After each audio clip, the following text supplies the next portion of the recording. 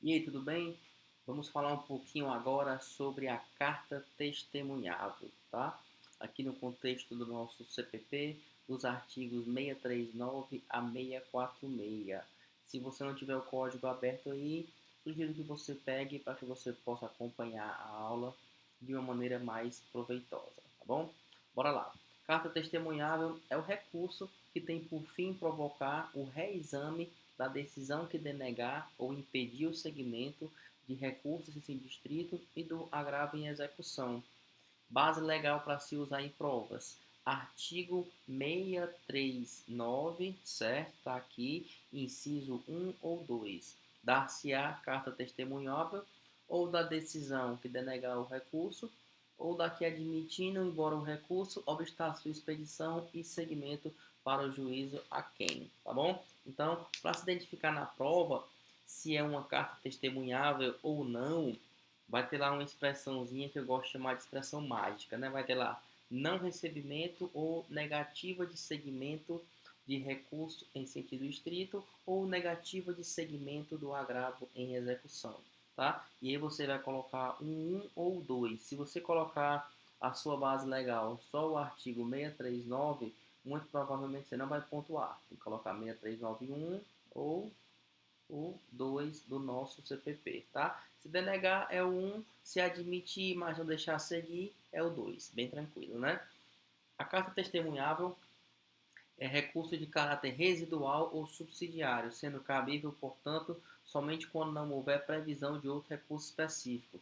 Assim, por exemplo, com relação ao não recebimento da apelação, cabe recurso em sentido estrito, do artigo 581, inciso 15, e não cabe carta testemunhável, tá? Então, a carta testemunhável, ela tem cabimento em duas hipóteses: não recebimento ou negativa de seguimento ao rese, ou não recebimento ou negativa de seguimento ao agravo em execução, tá? Não tem para onde correr. Caiu essas duas aí, você vai e entra com a tua carta testemunhável. Processamento, artigo 641. O escrivão ou secretário do tribunal dará recibo da petição à parte e no prazo de 5 dias, no caso de recurso em esse distrito, ou de 60 no caso de extraordinário, fará a entrega da carta devidamente conferida e consertada. Esse artigo 641, ele faz referência ao prazo de 60 dias quando se tratar de recurso extraordinário, tá? Mas o que é que você tem que ter atenção em relação a isso aqui? Essa parte aqui se encontra revogada, tá bom? Porque visto que do indeferimento desse recurso cabe, na verdade, agravo de instrumento, tá bom? Então fica esperto porque apesar de ainda estar na redação do artigo 641, essa parte aqui, ó, foi toda revogada, ou de 60 dias no caso de recurso extraordinário. Porque no recurso extraordinário cabe agravo de instrumento. Então se liga nisso aí, certo? Artigo 643. Extraído e autuado o instrumento, observar-se-á o disposto nos artigos 588 a 592, no caso de rese, ou o procedimento estabelecido para o recurso extraordinário se desse se tratar. Então aqui a parte também você já sabe que não cabe esse finalzinho, tá bom? Então do artigo 643 do CPP, a carta testemunhável segue o processamento do rese. Então, o que isso quer dizer? Prazo para oferecimento das razões, 2 dias. E deve-se requerer o juízo de retratação do artigo 397, tá bom? Se for na instância superior, o recurso vai seguir o rito do recurso que foi denegado. E aí o tribunal manda processar o recurso, ou se a carta estiver bem instruída, ele julga de forma direta o recurso. Nós temos o artigo 644 e 645, beleza? Tranquilinho, né? Prazo da nossa carta testemunhável.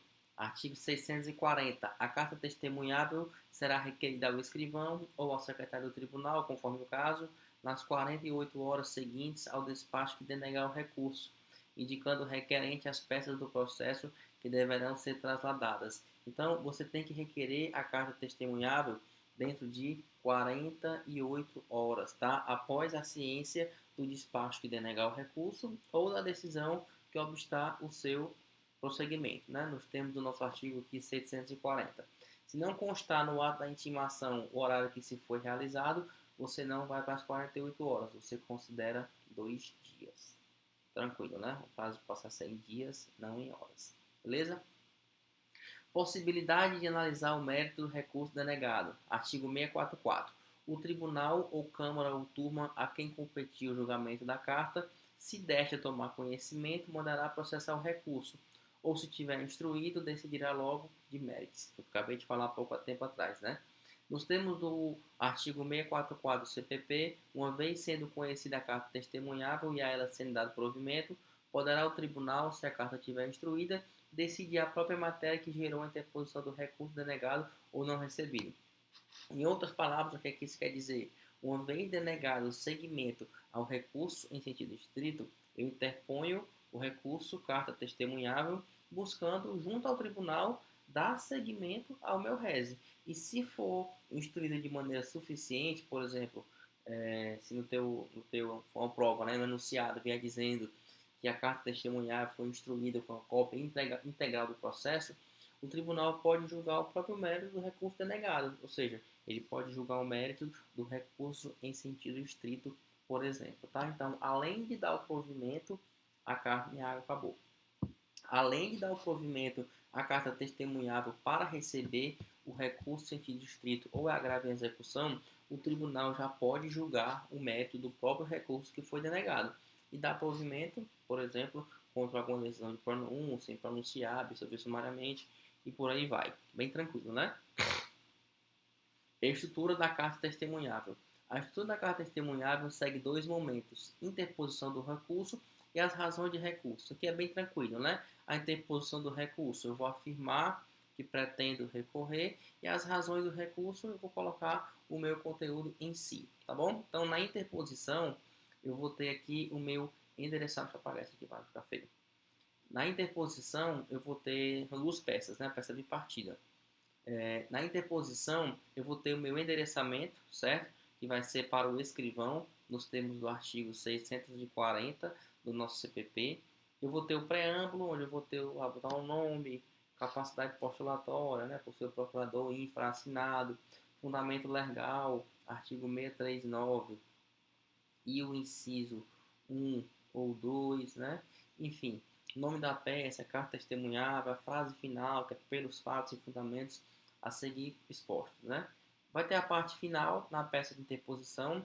Nesses termos, requer o traslado das peças abaixo relacionadas e o processamento do presente recurso, pede deferimento, data, advogado, OAB e o rol das peças. Eu vou ter que indicar quais são as peças que estão em para o traslado. Se for uma prova de concurso ou de OAB, a prova vai indicar quais são as peças. Se não indicar, você não coloca nada, coloca só rol de peças, 2 pontos. As razões, você vai endereçar ao tribunal, tá? Ao tribunal, vai ser Tribunal de Justiça, né? Vai ser o TJ, se for da competência da Justiça Estadual, ou TRF, se for da Justiça Federal. Na identificação, você vai colocar testemunhante, testemunhado, número do processo, saudação, Justiça Estadual, egrégio, igual todo recurso estadual, egrégio, Tribunal de Justiça, colenda, Câmara, Justiça Federal, egrégio, Tribunal Regional Federal, colenda, Câmara, tá? Enfim, corpo da peça, vai colocar dos fatos, um breve relato, vai colocar o direito, você vai demonstrar as razões pelas quais o recurso denegado deve ser recebido, vai colocar o pedido, né? Você vai pedir a reforma da decisão, vai pedir o provimento do recurso, vai pedir o teu pedido específico, que é para processar o recurso denegado, se a carta estiver bem instruída, vai pedir o julgamento do mérito do recurso, do réis ou do agravo, e a parte final, temos aqui pede deferimento, local, data e OAB. Bem tranquilinho, né? Aqui é o modelinho que eu trouxe para ti, tá? Da peça de interposição.